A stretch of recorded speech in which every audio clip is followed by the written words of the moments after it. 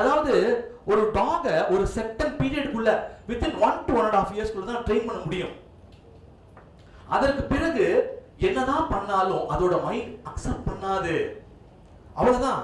அதனால சின்ன வயசுலயே அக்செப்ட் பண்ணியாச்சுன்னா அதுக்கு நீங்க எங்க சுவிட்சா போகணும் எங்க போகணும்னா சொல்லி தர தேவையில்லை. ஆட்டோமேட்டிக்கா அது போக வேண்டிய இடத்துக்கு கரெக்டா போயிடும். இந்த மைண்ட் பேசுவேன், கான்சியஸ் மைண்ட், சப்கான்சியஸ் மைண்ட். சமீபம் ஒரு வாசகம் படிச்சேன், a dog barks on its own shadow. அப்போ நாய் தன்னுடைய பிம்பத்தை பார்த்து குலைக்குது. ஏன் குலைக்குதுன்னா அதற்கு 5 அறிவு தான். அதற்கு மேல அதுக்கு பேண்ட்வித் இல்ல, அந்த மூளை அதுக்கு மேல போகாது.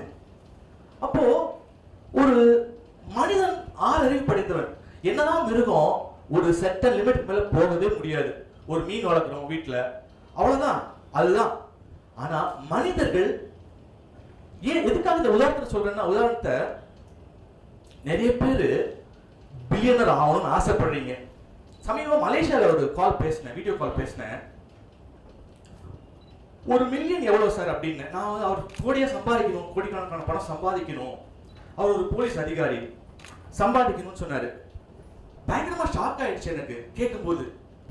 1 மில்லியன்னா எவ்வளவு கேட்டேன் அவர்கிட்ட. இத்தனைக்கும் ஒரு பெரிய போலீஸ் அதிகாரி. 1 மில்லியன் எவ்வளவுமா? நான் கேட்கிறவங்களுக்கு பதில் சொல்லுங்க. எப்பயுமே நீங்க எல்லா விஷயங்களையும் வித்தியாசமான கோணத்துல பார்க்கணும், வித்தியாசமா பண்ணணும். எல்லாரும் ஒரே ரூட்ல போறாங்க, லாஜிக் ரூட்ல ஒரே மாதிரி போயிட்டே இருக்காங்க அப்படின்னா நீங்களும் அதே ரூட்ல போக கூடாது, இல்லாஜிக்கல் வே. எக்ஸாம்பிள் பாத்தீங்கன்னா ஒரு இடத்துல இப்படிதான் நடந்து போறாங்க வச்சுக்கோங்களேன். நடந்து போயிட்டு இருக்காங்க, பின்னாடி வரவங்களும் அதை ஃபாலோ பண்ணி அப்படியே நடப்பாங்க. ஆனா திடீர்னு இவர் என்ன பண்றாரு, இப்படி நடந்துட்டு இருக்கவரு திடீர்னு யாரோ ஒருத்தர் இப்படி நடக்கிறாரு வச்சுக்கோங்களேன். அதற்கு ஃபாலோ பண்ணி வந்தவர் கொஞ்சம் யோசிப்பாரு, இப்படி நடந்து வந்திருப்பாரு, கொஞ்சம் யோசிப்பாரு, யோசிச்சு ஆனா திரும்பிடுவாரு கொஞ்ச நேரத்துல.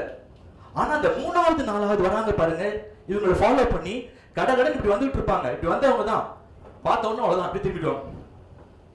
இதுதான் சோஷியல் கன்ஃபர்மிட்டி. இதுதான் சோஷியல் கன்ஃபர்மிட்டி.